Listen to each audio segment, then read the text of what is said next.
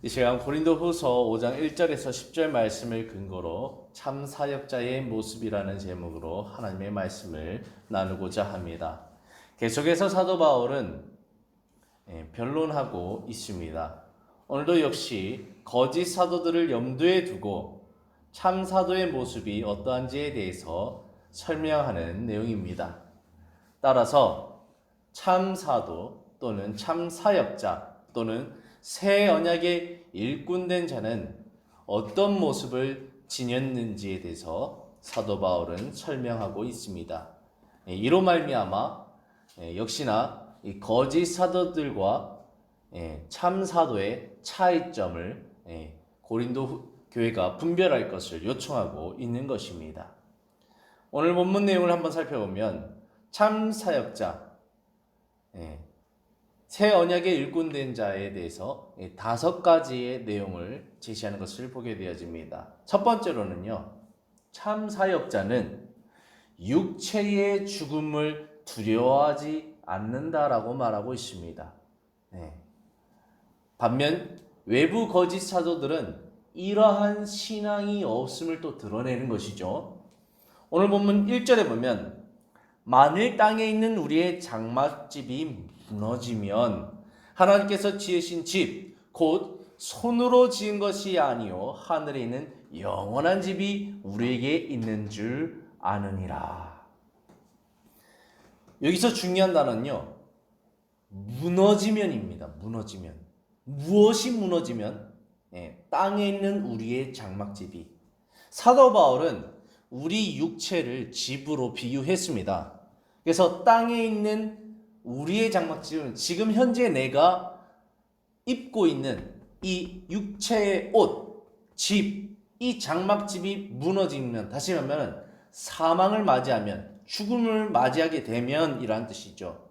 그래서 예수를 믿지 않는 자들이나 이 거짓 사도들은 이 육체가 무너진 것을 두려워하는 존재이지만 우리 참 사역자들은 하나님으로부터 분명히 이 육체가 무너진 이유의 세계가 있음을 드러내고 있는 것이죠. 그래서 하나님께서 지으신 집, 곧 손으로 지은 것이 아니요 하늘에 있는 영원한 집이 우리에게 있는 줄 아느니라. 우리는 죽음이 끝이 아니라 죽음 이후에 또 다른 세계가 펼쳐지는 그러한 것이 준비되어 있는 존재다 라고 말하고 있는 것이죠. 그래서 현재가 끝이 아니라 더 나은 미래가 있기 때문에 죽음, 그것은 두려운 것이 아니다 라고 말하고 있습니다. 성경에 보면요, 사망의 세력을 잡은 자 마귀 이렇게 표현하고 있고요, 우리는 일평생 죽음을 두려워함으로 일평생 마귀의 종노릇한다고 말하고 있습니다. 사람이 제일 두려운 게 무엇입니까? 죽음이죠. 죽음을 두려워하며 일평생 종노릇하는 것이 바로 죄인들이죠. 죄인. 그러나 하나님으로부터 구원의 선물을 받은 우리는 사망의 세력에 사로잡히는 것이 아니라 진리 안에 자유하고, 죽음을 두려워하는 것이 아니라 죽음을 넘어서서 또 다른 세계가 펼쳐진 것을 오히려 소망하고 기뻐하고 그런 믿는 구석이 있기 때문에 죽음을 두려워하지 않고 담대하게 살아갈 수 있는 존재라고 말하고 있는 것입니다. 그래서 바울 선교단, 정말로 참 사역자는 죽음을 두려워하는 존재가 아니라 오히려 그것을 기뻐하며 육체의 죽음을 넘어선 존재들이다라고 이렇게 표현하고 있는 것입니다. 두 번째로는 그렇기 때문에 참 사역자는 부활의 몸을 사모한다, 간절히 바란다라고 말하고 있는 것입니다. 오늘 본문 2절, 3절, 4절 보면요, 참으로 우리가 여기서 탄식하며 하늘로부터 오는 우리의 처소를 덧입기를 간절히 사모하니, 이렇게 입으면 우리가 벗은 자들로 발견되지 않으려 함이라. 참으로 이 장막에 있는 우리가 짐진 것 같이 탄식하는 것은 벗고자 함이 아니라 오히려 덧입고자 함이니 죽을 것이 생명에 삼킨 바 되게 하려 함이라. 사도 바울은 육체의 몸에서 더 나아가 부활의 몸에 이르기를 간절히 바랬습니다. 그래서 육체의 몸은 한정되고 죽을 것에 불과하지만 하늘로부터는 하나님의 은혜를 덧입을 때에 이 죽음은 생명의 상킴바 되어서 영원한 부활의 몸으로 변모할 것을 말하고 있는 것입니다.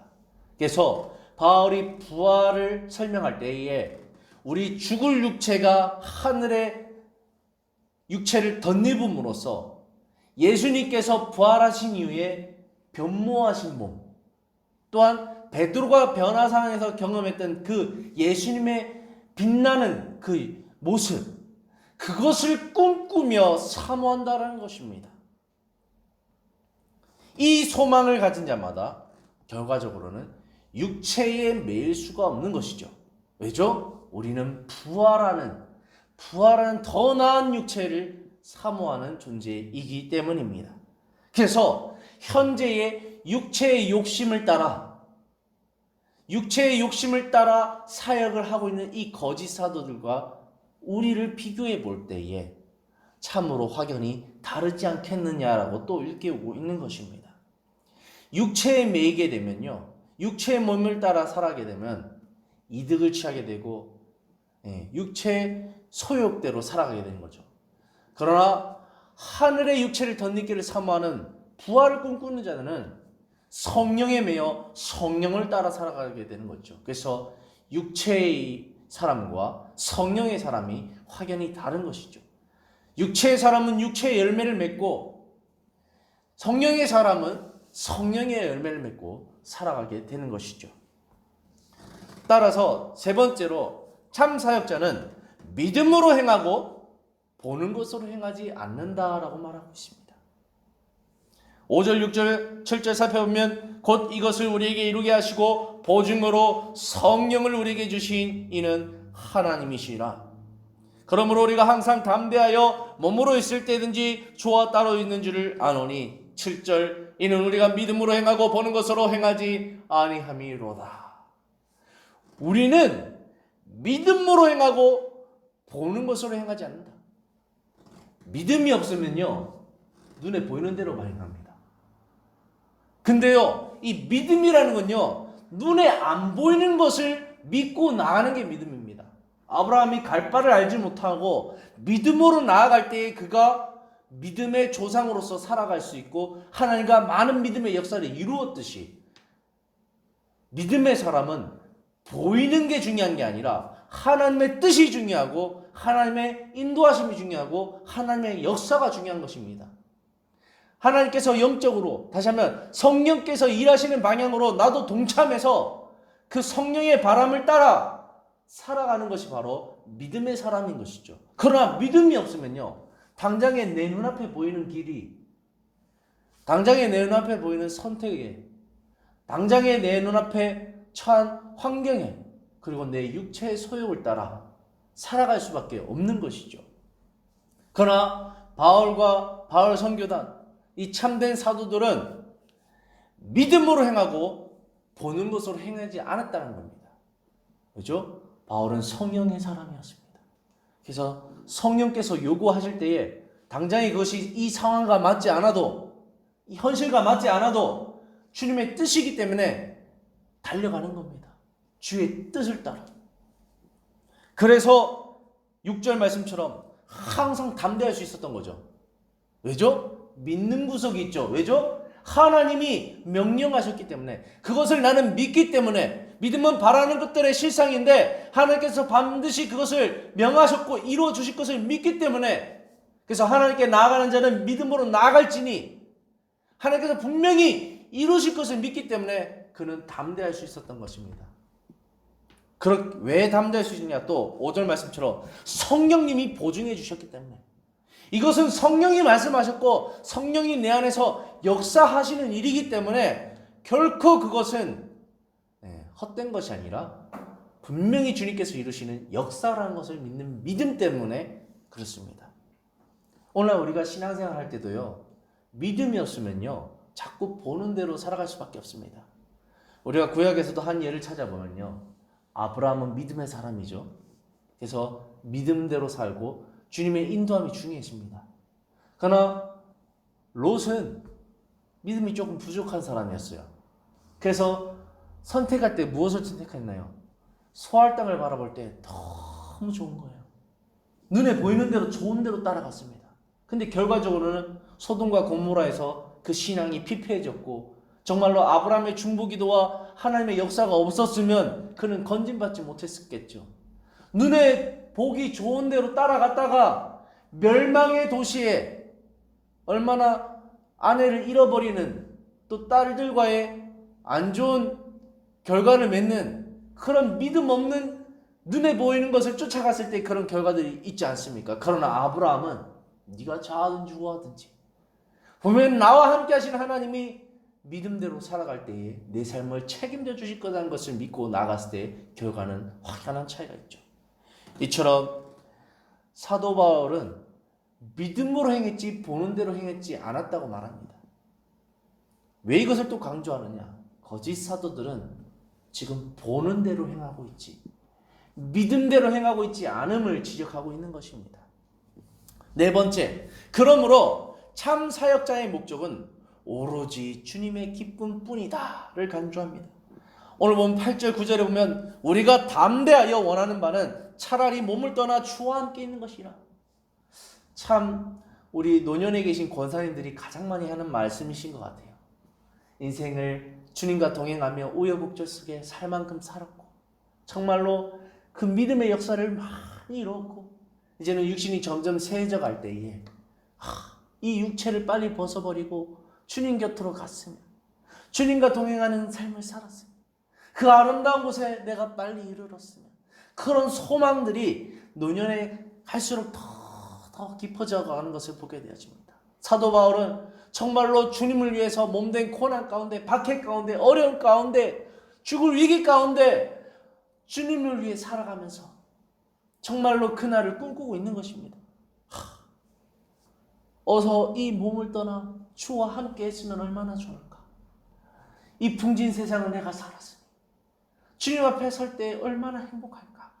이것 가운데 말합니다. 그래서 9절에 보면 그런즉 우리는 몸으로 있든지 떠나든지 주를 기쁘시게 하는 자 되기를 힘쓰노라. 이 땅의 기쁨은 아무것도 아니다. 주님과 함께하는 그 기쁨에 비하면 아무것도 아니다.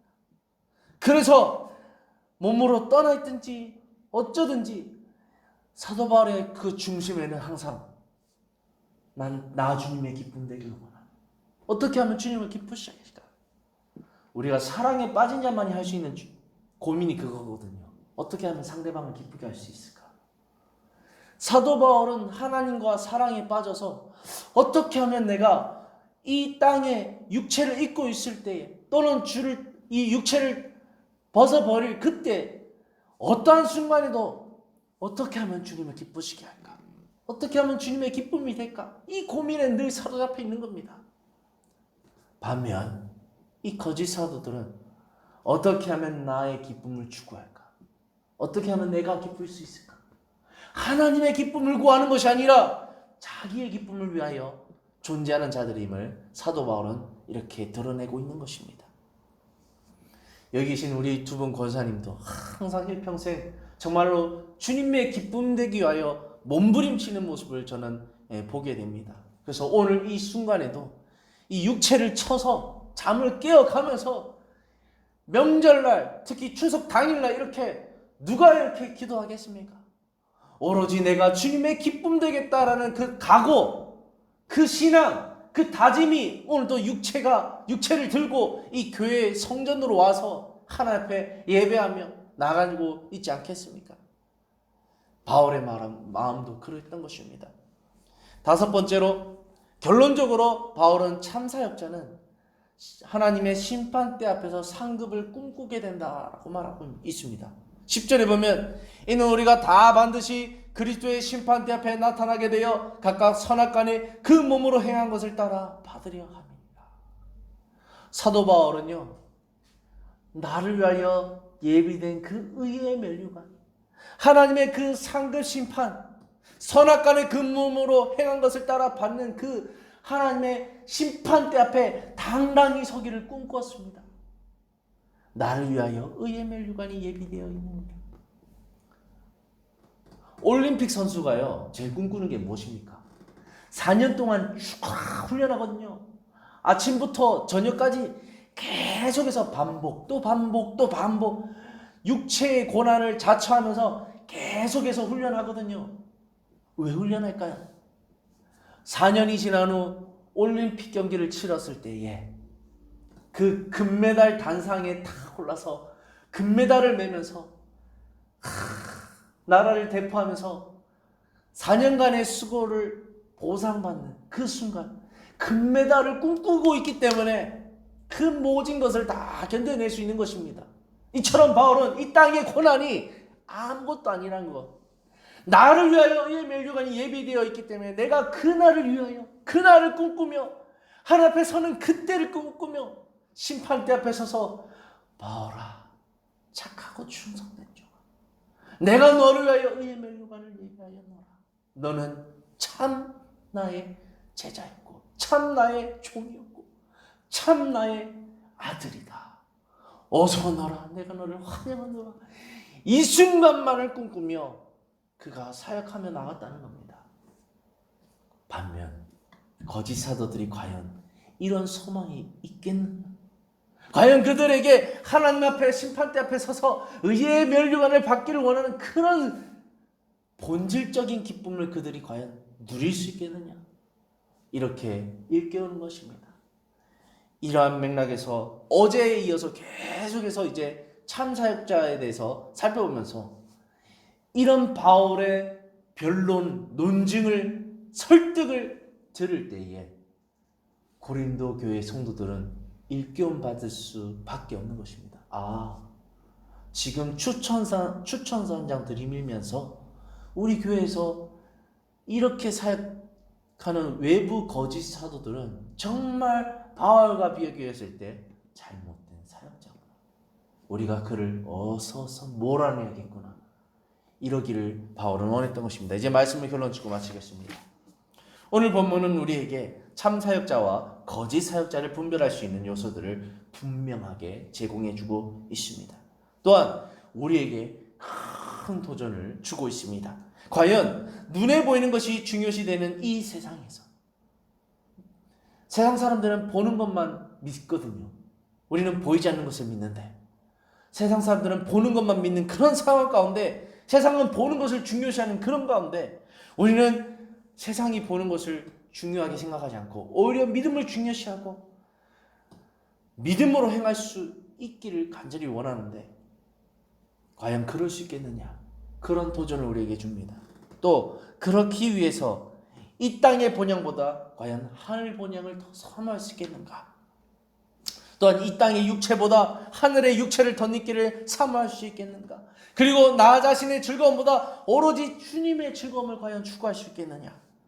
그리고 이러한 삶을 각오할 수 있느냐? 그리고 그러한 삶을 각오할 때에 하나님의 심판대 앞에서 아름다운 상급을 받기를 정말로 사모하는가? 우리에게 질문하고 있는 것입니다. 분명 여기 계신 모든 분들은 그러한 삶을, 그러한 순간을 사모하기 때문에 오늘도 눈에 보이는 대로 행하는 것이 아니라 믿음을 따라 행하고 계신 줄로 믿습니다. 그러한 믿음으로 살아간다면 저와 여러분은 분명 그 어떤 문제도 그 어떤 환경도 하나님보다 작게 보일 것입니다. 왜죠? 눈에 보이는 환경과 형편과 어려움은 세상 사람들은 크게 보이겠지만 우리는 믿음이 더 크게 보이기 때문에 하나님이 분명 더 크게 보이므로 그 모든 것들을 이겨낼 수 있는 믿음이 있는 것입니다. 그래서 오늘도 하나님을 사랑함으로 그러한 삶을, 그러한 방향으로 계속해서 나갈 수 있는 저와 여러분이 되셨으면 좋겠습니다. 기도하겠습니다. 하나님 아버지 감사합니다. 우리가 무엇이 간데 눈으로 보는 대로 행하지 않고 믿음으로 행할 수 있는 믿음을 허락하시니 감사합니다. 오늘도 성령께서 우리 안에서 보증하셔서 우리가 담대할 수 있게 하고 우리가 죽음을 두려워하지 않고 사망을 두려워하지 않고 오히려 육과 혼을 멸하실 수 있는 하나님을 두려워함으로 오늘 또 담대하게 이 세상을 살아갈 수 있게 하시니 감사합니다. 우리가 하늘 본향을 가지고 또 부활의 몸을 입기를 덧입기를 소망하며 오늘 또 주를 기쁘시게 하는 자 되기를 간절히 원합니다. 오늘 또 이러한 각오를 가질 때에, 결단으로 살아갈 때에 주 성령께서, 주 하나님께서 예수 그리스도의 은혜로 우리와 동행하여 주시고 오늘 또 믿음으로 승리하며 나갈 수 있도록 지켜 보존하여 주시옵소서. 우리 행복한 게 모든 권속들 또한 그런 삶을 살기를 소망하며 예수 그리스도의 이름으로 간절히 기도를 드립니다. 아멘.